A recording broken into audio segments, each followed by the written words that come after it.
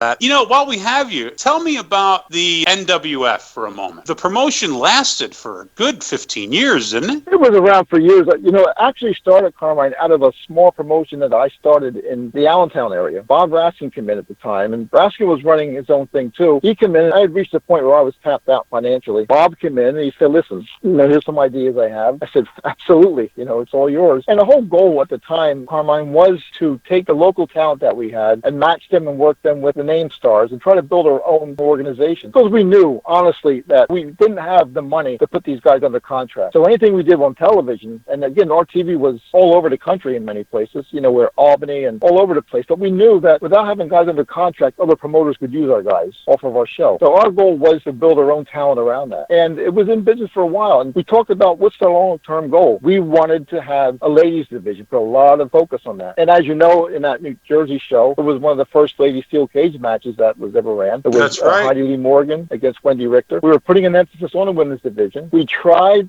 to put some hardcore matches in there, and we tried just to have what people expect to see out of wrestling. We tried to give a mix, and as well as, I hate that word, cinematic matches, but even back in those days, we were aiming towards different things that wouldn't expose the business, but still give it some excitement, something people didn't see. Well, I remember going to the shows. You guys were doing stuff that nobody else did. The closest thing to it would probably be Florida at the time. Well, you guys were definitely the predecessors to ECW, without a doubt.